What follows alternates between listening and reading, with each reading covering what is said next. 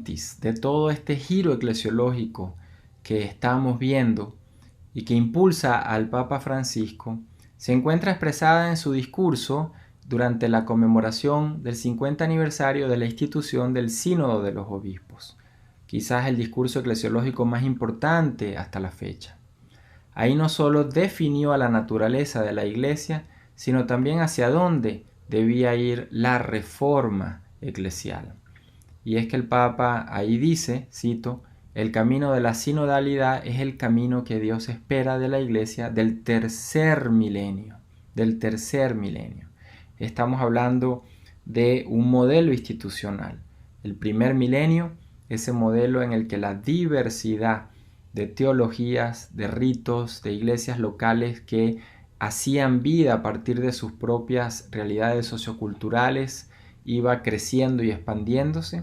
El segundo milenio, que a través de la Reforma Gregoriana y el Concilio de Trento luego fue homogeneizándose y creando estructuras e instituciones que permitiesen una iglesia más homogénea en lo litúrgico, en lo teológico, en las estructuras que favorecía, como la parroquia que la crea el Concilio de Trento o los seminarios.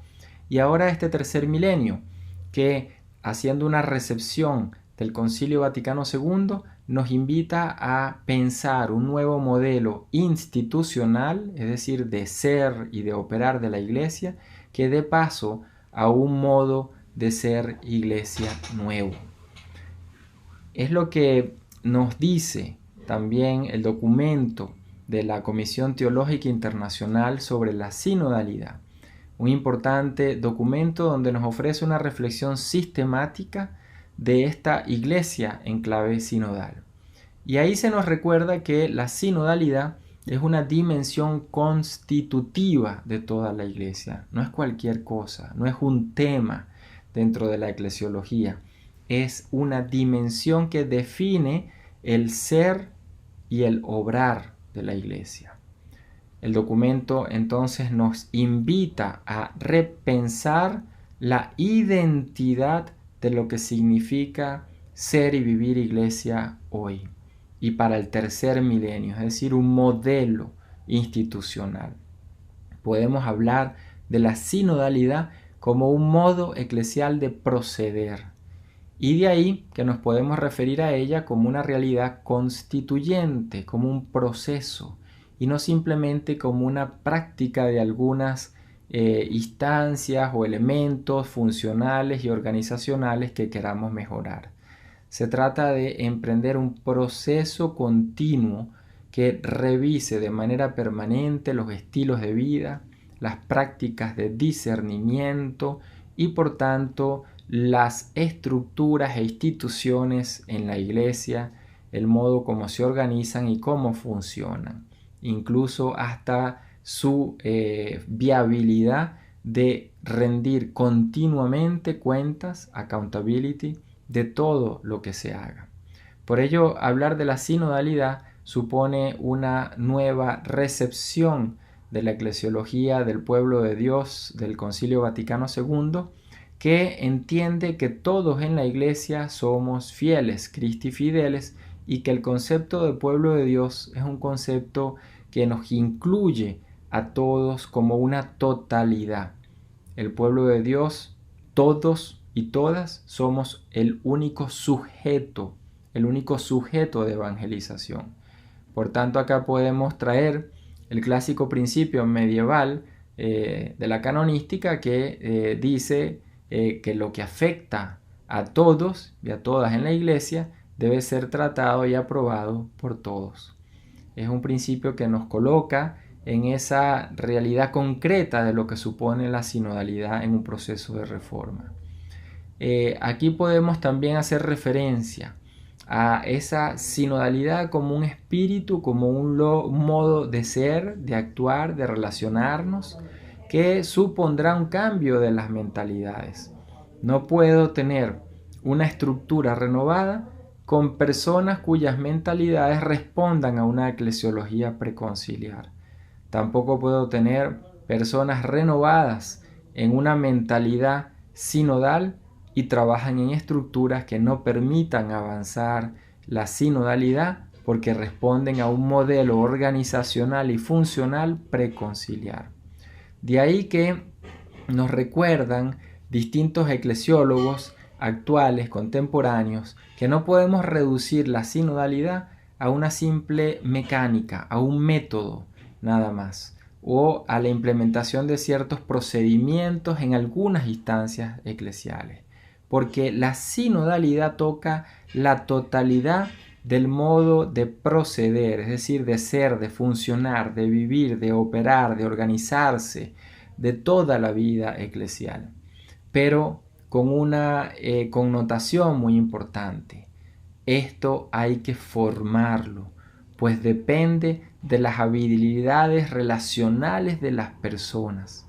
Una persona cuya conciencia no sea abierta, flexible a los cambios, apta para asumir los procesos de conversión y de reforma, una persona que no tenga la capacidad para ser transparente, para colaborar, para rendir cuentas, para cooperar, será siempre un obstáculo en una iglesia sinodal.